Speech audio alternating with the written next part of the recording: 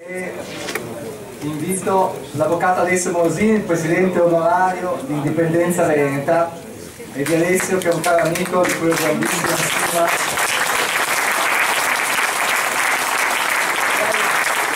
Vorrei ricordare di Alessio nella sua bellissima carriera come legale e anche come politico, il periodo dal 95 al 2000, che è stato consigliere regionale del Veneto.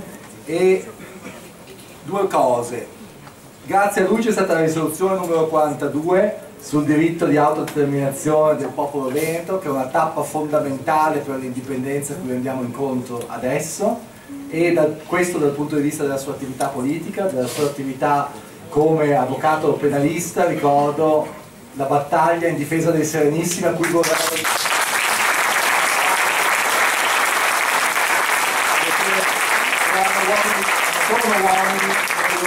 sono uomini coraggiosi che hanno iniziato una battaglia a loro modo, sono stati criticati forse, però avevano il cuore per San Marco, il cuore per la libertà.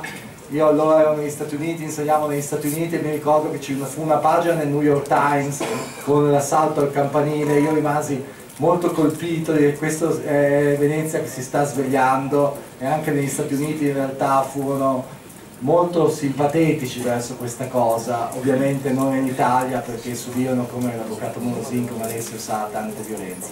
A questo punto quindi ringrazio Alessio per il suo intervento e lo invito a parlare. Grazie. Grazie a tutti voi per la numerosa presenza, per questa bellissima serata che ci ha dato anche la diretta su Rete Veneta. Il mio intervento sarà un po' noioso, perché mi chiedono sempre di spiegare quello che è l'aspetto meno creduto, ovvero è possibile, è legalmente possibile realizzare l'obiettivo dell'indipendenza del Veneto.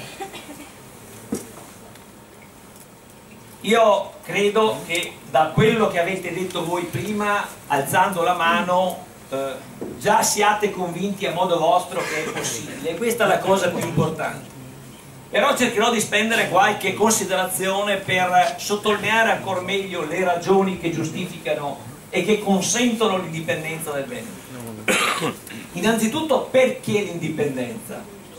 L'indipendenza perché l'Italia è fallita, e sarebbe assurdo, sciocco, sarebbe veramente ingiustificabile che noi pensassimo di poter ridare un rinascimento, come si diceva prima da Gianluca, a questa terra, giocando la partita laddove il baro, come dico sempre, come insisterò a dire, perché questo è il mio leitmotiv, il baro italiano, che è lo Stato, non i cittadini, ci ha portato a morire, ci sta portando alla disperazione.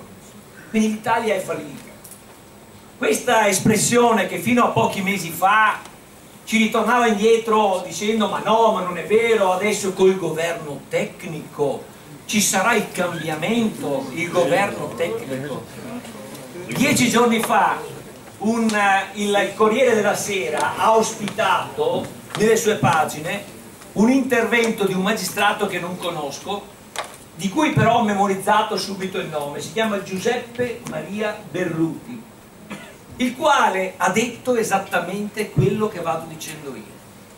Ha detto che ormai siamo di fronte al crollo di un sistema di governo e di istituzioni.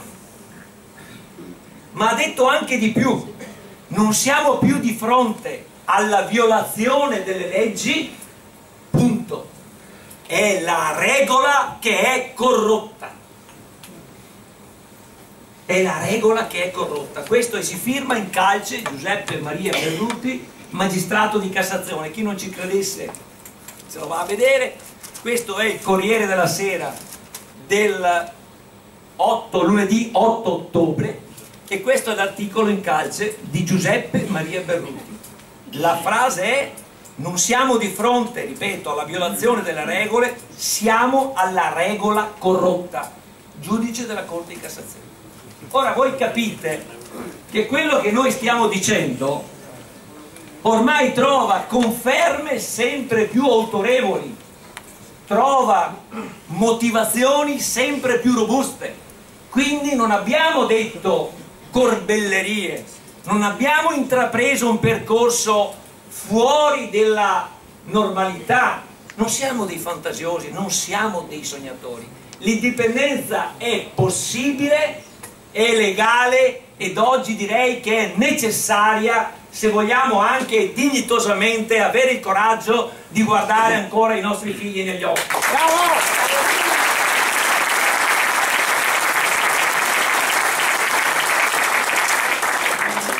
Le ragioni poi sono più forti, le ragioni dei fatti sono più forti delle ragioni, delle motivazioni che noi offriamo. Negli ultimi 12 mesi, per chi ancora non avesse dato attenzione alla stampa e ai giornali, dall'Italia sono usciti dai risparmiatori 300 miliardi di euro.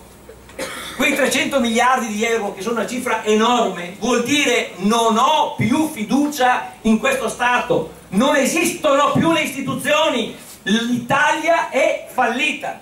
Allora aspettate che vi diano chi è pensionato o chi lavora negli enti pubblici o chi comunque contribuisce versando all'INPS i suoi contributi, pensate che vi pagheranno con la moneta buona questi tecnici o anche i politici che verranno dopo di costoro? Assolutamente no. Daranno un certificato, diranno tu sei creditore della Repubblica Italiana e ti pagherò quando io vorrò, ti pagherò quando avrò i soldi, soldi che non hai né oggi e che non avrai domani. Questa è la Repubblica Italiana oggi, inutile blaterare, 300 miliardi che se ne sono andati di risparmio.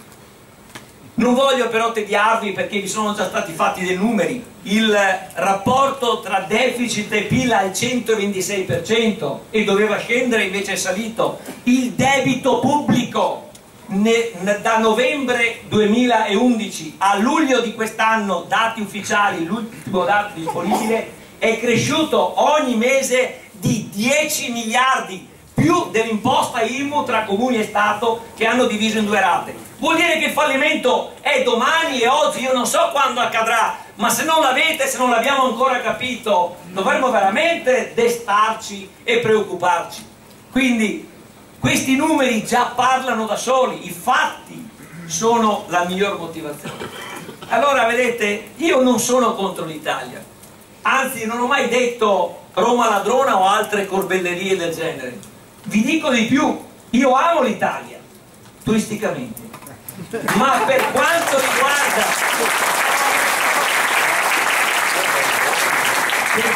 riguarda quello che è il nostro potere sovrano, il nostro diritto e dovere di disporre di una possibilità, quella di decidere qual è il nostro futuro, e dico poco, qual è il nostro futuro, quella io non la delegherò mai più per nessun motivo a una realtà che non sia una realtà istituzionale e quindi statuale, sovrana, veneta.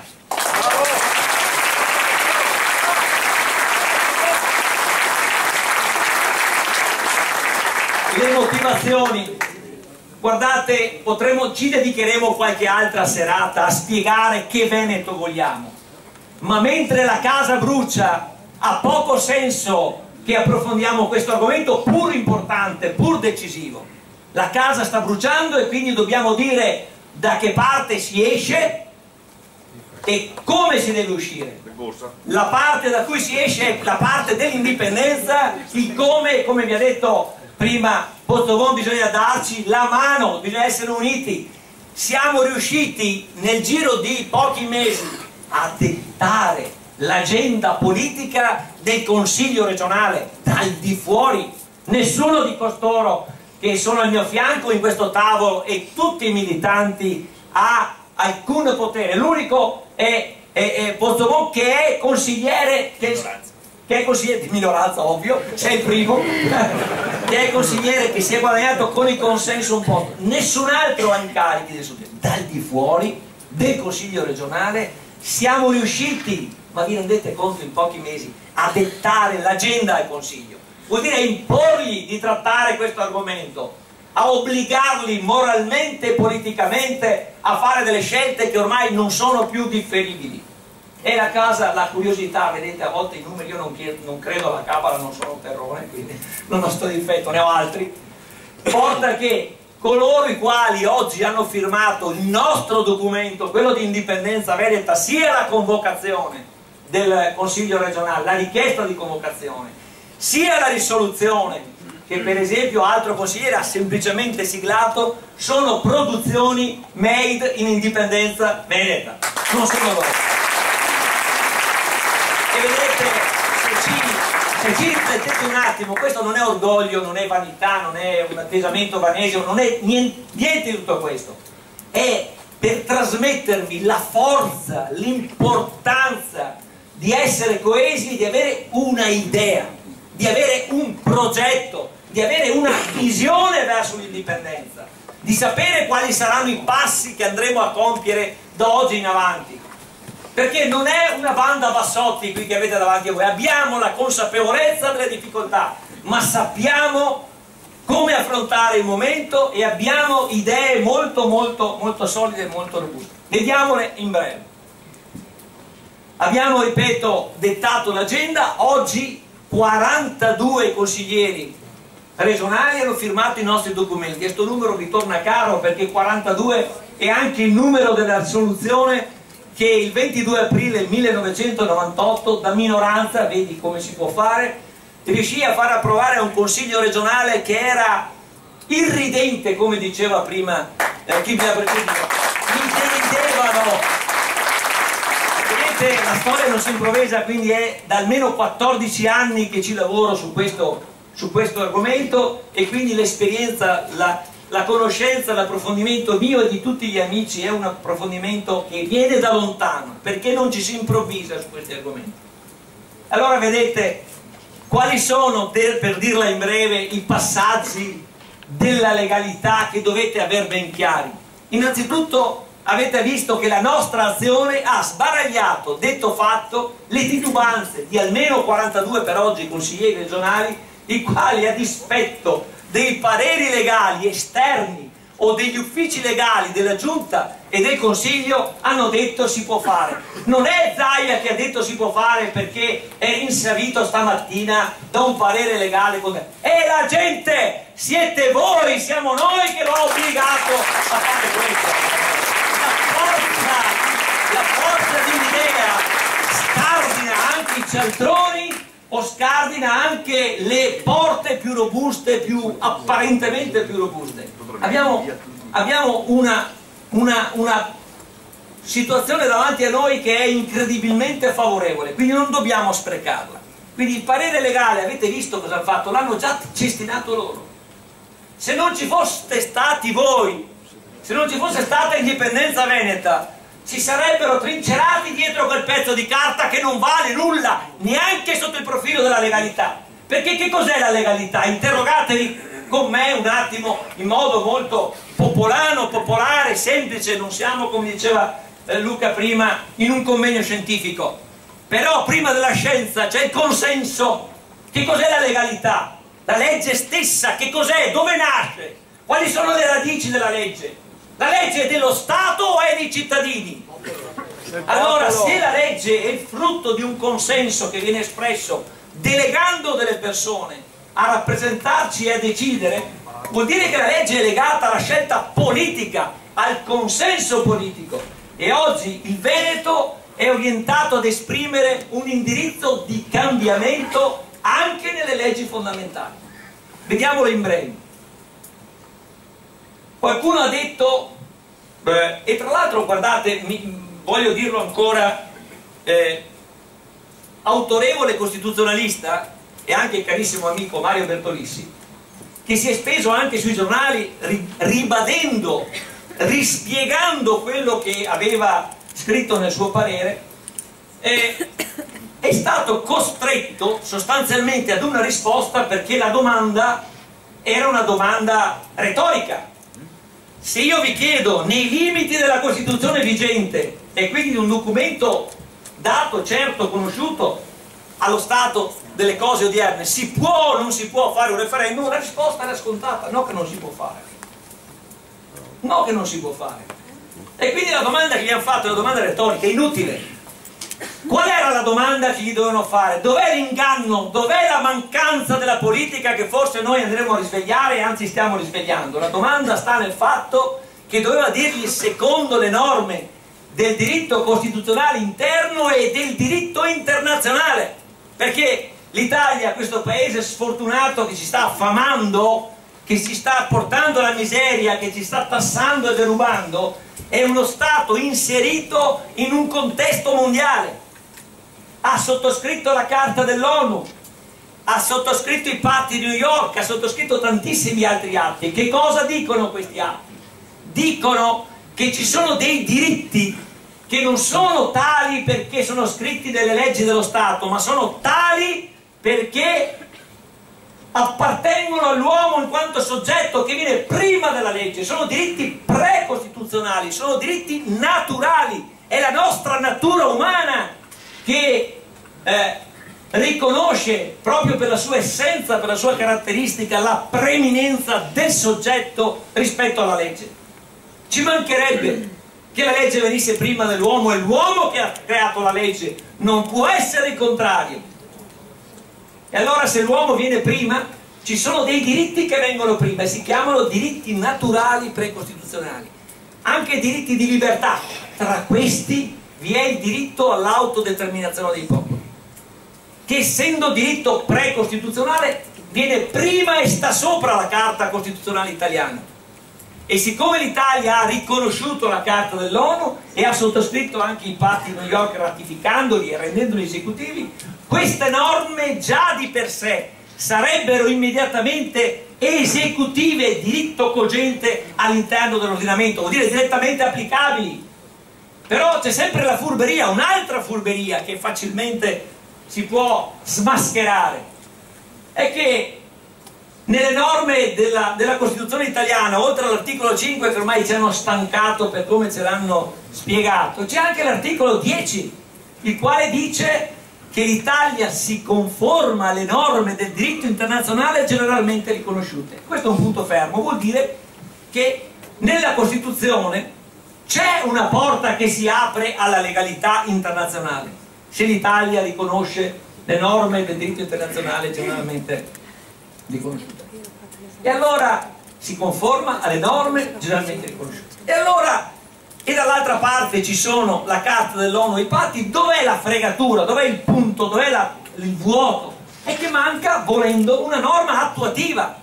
Ma se manca una norma attuativa non vuol dire che è vietato, perché nella legalità democratica tutto quello che non è vietato è consentito, e se manca un meccanismo di attuazione è compito della politica individuarlo, crearlo e renderlo esecutivo. Se la politica è pusillanime, incerta, incapace, è impotente ed dedita al malaffare, perché ormai abbiamo visto a che livello si muovono, spetta ai cittadini riprendersi con convinzione, riprendersi con forza questo loro potere, che è il potere sovrano che gli spetta. Quindi vedete, la legalità è questo. Ecco perché il nostro è un percorso legale. Se qualcuno aveva dubbi, e qualcuno ci è rimasto con un pezzo di naso là in queste settimane, è intervenuto, e lo citava prima Luca Cantarutti, il Presidente della Commissione europea, rispondendo a una formale interrogazione, dicendo che siccome nel diritto europeo, nell'Unione Europea, non ci sono atti, non ci sono documenti, non ci sono norme che prevedono il diritto all'autodeterminazione, sappiatelo, perché a volte qualcuno dei nostri dice delle cose non conoscendo. Non c'è nelle norme dell'Unione Europea, negli atti, nei trattati che sorreggono le istituzioni europee, non è previsto il diritto all'autodeterminazione.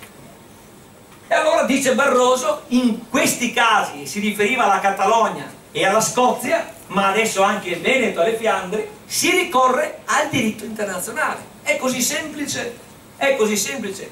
Dall'altro lato, non mi stupisco neanche che l'Italia non abbia nel proprio ordinamento previsto esplicitamente l'attuabilità del diritto di autodeterminazione dei popoli. Non c'è nessuno Stato al mondo che ce l'ha, ma è anche ragionevole e spiegabile, perché non c'è nessuno Stato che prevede che possa staccarsi dal suo territorio una certa area, una certa componente. E ovviamente l'unico che ce l'aveva era l'Unione delle Repubbliche Socialiste Sovietiche, però sapete come lo sistemavano poi il diritto all'autodeterminazione, l'Ungheria e altre zone insegna, e noi abbiamo un Presidente della Repubblica che all'epoca in cui entrarono i carri armati si mise dalla parte dei carri armati. Io non mi sento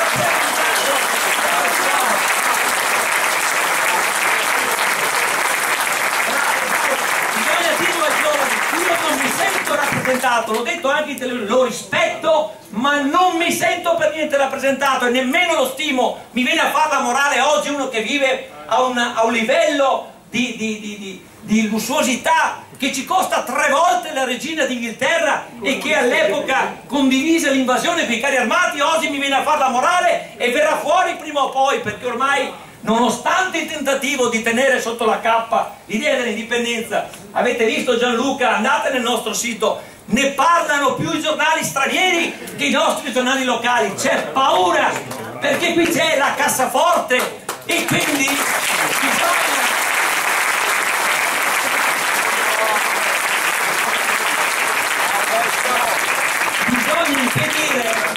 bisogna impedire che a questo Stato, che è uno Stato, guardate, mi fermo, che noi batteremo se useremo gli strumenti che lui ha sempre violato. Questo è il segreto, gli strumenti della legalità. Come dico spesso, quando giocate a carte con un baro, che vuol dire imbroglione, uno che cerca di fregarvi, che ha le carte falsate, lo fregate se voi avete le carte buone. È evidente, perché il baro vince con gli altri bari, perché vive nello stesso imbroglio. Noi batteremo lo stato dell'illegalità utilizzando la legalità internazionale, e quella che è nella nostra storia, nella nostra esperienza, perché abbiamo un tesoro dietro le spalle che è stata la Repubblica Serenissima. Non siamo per la riedizione così com'era, ma siamo in grado oggi, abbiamo gli strumenti, abbiamo le competenze, abbiamo le risorse ancora, se ci svegliamo presto e andiamo al risultato, per creare una Repubblica indipendente e sovrana nell'Europa dei popoli che poi ci aspetta. Vedete che siamo in buona compagnia, non possono nemmeno dirci che siamo dei provinciali, perché assieme a noi abbiamo realtà di luminosa civiltà e di progresso e di economie avanzate, come ripeto la Catalogna e la Seconda delle Fiamme. Quindi, concludendo, abbiamo tutte le carte in regola per vincere questa sfida. Dobbiamo diffondere questo pensiero, dobbiamo coinvolgere la gente. Ormai avete visto, è cambiata una tendenza, è cambiata una linea. Dipende solo da noi, non c'è altro ormai. Diamocene una colpa se non riusciamo, ma dipende solo da noi raggiungere questo straordinario risultato. Io credo che nelle prossime settimane, una volta dicevamo nei prossimi mesi, nelle prossime settimane succederà qualcosa di straordinario, non stupitevi. Noi siamo organizzati e pronti per dare diciamo delle tappe a questo percorso. E parlando di indipendenza non dobbiamo più vergognarci, chi l'ha fatto ancora fino ad oggi non si vergogni più, perché indipendenza la dovete coniugare con una parola in particolare, con la parola dignità. Se abbiamo dignità, allora abbiamo futuro. Se invece vogliamo chinare la testa, signor sì, signor Paron, comandi, come che ne insegna una volta, saremo finiti. Grazie.